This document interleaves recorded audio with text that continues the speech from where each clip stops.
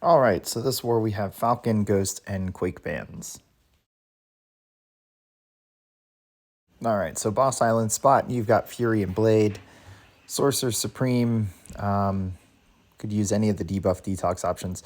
I'm actually pretty sure Symbiote Supreme would work due to the power steal. Spam, Venom, Venom Pull, Fury, Terrax, Symbiote Supreme, or Hood. Null, Hood, Symbiote Supreme, or even OG Guillotine. Sasquatch, you've got Quicksilver and Doom, S99 as well.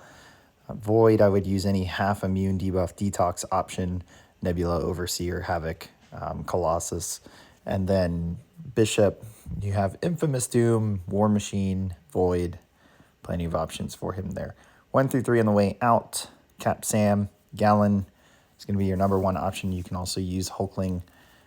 Path 1, any of the debuff detox options for anti-venom. As soon as you get rid of that debuff, he won't regen on contact and just from dexing back. Thing, you can go with S99 or Titania and just keep track of the hit or the rock stacks. Path 2, Mordo, S99. Titania could work, a little bit harder for her. And then Havoc, you have Omega Sentinel or Nimrod and Slap On and Odin Pre-Fight to help out. Path 3, you've got CGR for the whole thing, and you can use Nebula for Omega Sentinel and then Doom for Hyperion. 4 through 6 on the way out, Penny, you've got Gallon, Hulkling, and you have Venom Pull, and you have Valkyrie even. On the way in, Doom, you've got Titania as your top option, Mr. Negative, and keeping track of that power sting. Path 4, Poison Immune really for Scorp, so Nimrod, Warlock. Just watch out for the evade. And then Claire there, you can wait till the global is down and take her with Warlock, or you can take her with Overseer while the global is up. Path 5, Sersi, Symbiote Supreme, Hood, plenty of options for her, Rindraw. And then Chavez, you have Titania, Doom, S99, Mr. Negative, kind of risky. And then Path 6, Nova, you can use either Magneto. And then for Joe, you could use Valkyrie, or you could use Fury, or you can use a debuff detox option. I would just recommend whoever you use pushing him to special 2. 7 through 9 on the way out, Rintra, Overseer with some Odin pre-fights. You could also use S99 on the way in. Ma, Overseer is probably your best option. Maybe can get away with Nebula as well. Path 7, Apocalypse for Kingpin or Omega Red, and then Nimrod or Omega Sentinel for Domino, and then Path 8 there, Titania or Ant-Man or S99 for Spidey, and then for Atuma, you can use Omega Red or Havoc. Path 9 for Weapon X, you can use Nimrod, maybe even Omega Sentinel, Odin Pre-Fights on, and then for Fury, you can use Colossus or Havoc. All right, back for 1 through 3 in S2, you've got a Killmonger on the way in. You can go Omega Red and just kind of parry and barely hit him, let him melt away. Or you can go with Gallon and just wait out the reverb and then eventually end him with Harvest. Human Torch, Kitty Pryde, or Havoc, Man-Thing, S99 hitting into block, or you can even get away with Overseer and going debuff immune or just removing debuffs over time. 1 through 3 on the way out, Long Shot, you've got S99, Omega Red. Path 1, Mephisto, you've got Kitty Pryde and Blade. Path 2, Gallon, you can use Blade. Or Rintraw, or any of the neutralize options. And then for Wiccan, you can use an Incinerate immune like Havoc, or you can use S99 and remove Dexterity if you feel like it. Path 3, Nimrod, you've got Gallon and Hulkling. 4 through 6 on the way out, Wong, you've got Cap, Sam, And Titania, path 4, Hulkling, you've got Hood, Symbiote Supreme. Path 5, Gorr, you've got Hood, Symbiote Supreme, Claire, and then Kitty Pryde, you've got Omega Sentinel, Nimrod, even Cap Sam. Path 6, you can go Nick Fury, or you can go any of the skill options that are debuff detox, like Black Widow or Gwenpool. 7 through 9 on the way out, Overseer. You could risk Colossus there. Technically, I guess Parry Heavy would work, since it removes one of each debuff type. Or you can use Overseer. Path 7, Valkyrie, Omega Red, or Apocalypse. Dragon Man, you've got Mr. Negative and Nebula. Path 8, Tigra, S99 Titania, Mr. Negative, and then Path 9, Arcus, you've got Colossus or Symbiote Supreme, and then for Korg, you've got Omega Red or Havoc. So that does it for defense. Let's take a look at attack. All right, so War 6 is against SGA. Shout out to Chuck Watson, who I know is going to go over my defense shout outs and then make a comment. So he always watches this. So today I'm taking in Titania, Hood, and Omega Sentinel. I've got Path 5 in both sections, no mini bosses, so should be a pretty light war for me, and it should have actually been pretty quick, but we'll get to where it takes forever. Gorr here, we're taking with Hood. We've done this before. We're going to PS1. We're going to combo to our special 2, throw the special 2. We're going to bait out his special 1s. After the special 2, we will have that big Fury. We're going to retaliate the special 1. The Fate Seal's going to be up. So we're just going to end up pushing him to special 1 again, but with the special 2. We don't actually have to wait for the protection to fall to throw the next special 2. We're just adding hexes. Really, the big thing is making sure we don't push Gorr to special 2. Even though we are debuff detox, we could easily get rid of all the debuffs. And that's kind of the benefit of playing Hood here. So protection's back up. I'm going to get to special 2 one more time, and I placed 1 hex before baiting out the special 1 so they didn't expire. And off of this special 2, we're going to bait a heavy through the invisible, throw the heavy, or we're going to bait an attack, throw the heavy off the invisible, and easily KO Gorr. Next, Kitty Pryde. You have the option of taking this with Nimrod. I don't have a duped Nimrod. I could have awakened him, but my Omega Sentinel's rank 4, and she can easily do this fight as well. The big thing here is just don't use your heavy attack to knock down for ebb and flow knockdown. That'll change your weapon and put you in a position where you cannot put the cowardice debuff on, which would prevent the prowess buildup on Kitty Pryde and therefore make her pretty much just a potato. So I was ending with mediums. I was going to throw special 2s.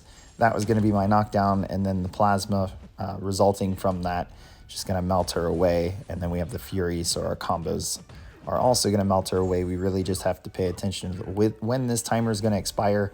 What we don't want happening is that our stun ends up disappearing and she actually combos us and puts us in a position where she has prowess 3 or more and not a bar of power. So just had to make sure with ebb and flow knockdown that we were able to get a cowardice back up when it comes back up so that we prevented any prowess buildup. So easy peasy, down she goes. We move on to the next fight. So Path 5, Section 2, Sersi here. Again, pretty simple with Hood. I'm not actually going to use the miss mechanic for an easy heavy detonate.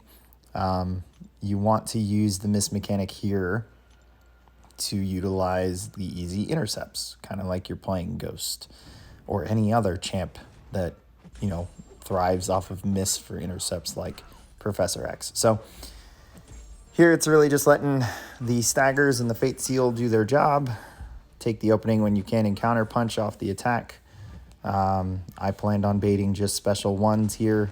Nice little benefit is that if I do mess up a special 1 and get stunned, at least the global is going to take care of that stun, so I don't get comboed afterwards. But yeah, this is, again, a pretty simple fight for Hood. Pretty smooth fight there. I was trying to work the invisibility to get an intercept, and it just didn't time out really well. So the protection's still up. It's not a big deal. This next this set of hexes, I do believe, is going to expire. We just don't happen to land a parry to get them refreshed. And again, not a big deal. There are a lot of buffs here. We're building a lot of bullets. And this is Hood's last fight, so even if we depleted all of them, it's not actually a concern. So yeah, here she is, 50%. The Fate Seal ability accuracy actually did prevent the protection from coming back. So now we don't actually have to worry about intercepting at all if we don't want to. I'm going to throw this special 2, and since the protection's gone, we are going to utilize the invisibility for intercept, or for heavy, sorry, detonation, and down she goes. So that was easy. Chavez. Now, I've done this fight before. It's actually on the next node, 39. It took forever, but it's still doable, pretty safe. And I actually got called Mr. Negative here, and I went Titania, because Mr. Negative doesn't really have any way of saving himself if Chavez decides to just throw a bunch of heavies. So here we started out great. We use the haymakers for easy intercepts. We take off a good chunk of health. She's at special 1, and from here on, she just decides she loves her heavy. I already used the haymaker, so I'm getting a little stressed here. She keeps throwing heavies. It means that the special 1, whenever she actually decides to throw it, there's another heavy. It's going to give her a lot of power now that all 3 dimensions are open. So I'm kind of stuck here at the wall. Can't really do much. I had comboed there to get haymaker back. I wanted her to throw special 2. She decided not to. I still kind of try and see if I can get her to throw special 2 without triggering haymaker. She's not having it. So I decide to push her to special 3 after I think this heavy. And I end with a medium on the combo. Yeah, she's not having it. Doesn't want to throw her special 2. So I throw the haymaker in. Again, being passive. I go knock her a little bit. She finally throws the special 3. So haymaker tanks it. And out of this, I don't have much time left on the haymaker, but I do kind of see if she's going to come in. Nope, haymaker was gone. So I threw special 3 to get out of my corner. Does a great bit of damage despite the protection being on. And here, intercept off of that. So I feel like I kind of saved the fight, but we still got to bait out these special 1s, and she has all 3 dimensions still open. And I'm hitting into her block to kind of create room so they don't get cornered again, but also to let the dimensions expire. And it's a bit of a risk because sometimes when you hit into her block, she retaliates with a heavy. So still 3 dimensions up, but the timer's almost gone. She goes back to the heavy, so now I'm stressing about it again. Now we only have 1 dimension open, so not as much power gain. So I feel like at this point, I kind of saved it. Maybe I can salvage this fight. She's starting to throw special 1s, but I am close to the wall, and she has a lot of power, at least close to a special 2, and my haymaker's gone again. So here I feel like I saved it. All dimensions are gone. She threw the special 1, and she answered a combo with a heavy. And then she throws the special 1, back to a special 1. I have the haymaker. I figure, great, I'm here in this corner again.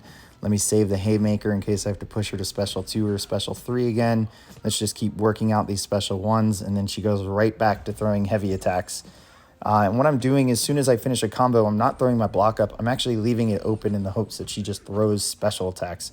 She's just not having it. So here I get kind of frustrated. I see that we're past the halfway mark. So I start pushing her a little bit, and then I ended up using haymaker here. So now I'm like, okay, I have to stall out here. Hopefully I can get haymaker back. No, not going to happen. I only got hit once, so we have the invulnerability boost left. So I know this isn't going to do anything. If anything, it's going to get me out of the wall, and I actually have to speed up here. So I decide I'm going to throw my special 3. It's going to give me haymaker, and hopefully I'm going to be able to get in a position to intercept here. I actually just try to intercept, and it doesn't work out. I was hoping if I got an intercept there and then threw the special 3 that I would get her near KO. Doesn't work out. So instead I try to intercept here. She throws a special 1 immediately. That eats up some of the haymaker. Throws a special 1 immediately. Eats up more of the haymaker. So 2 dimensions open. 1 minute left. She decides to throw another heavy to open all 3 dimensions. Puts her back at special 1. She throws another heavy as 2 dimensions fall. Still just only 1 dimension open, though. Another special 1. Okay, great. Getting down under a minute here. Need her to throw this special 1. She just keeps backing up. Still keeps backing it up. Wasting time on me. I didn't want to force an intercept. Decided to throw a heavy. Great. Finally throws a special 1. Here I decide to kind of get her close to special 1. Again, 2 dimensions up. Gaining power. I go, hey, we got 30 seconds. I can work this. Let's get Haymaker back. Let's get an easy intercept.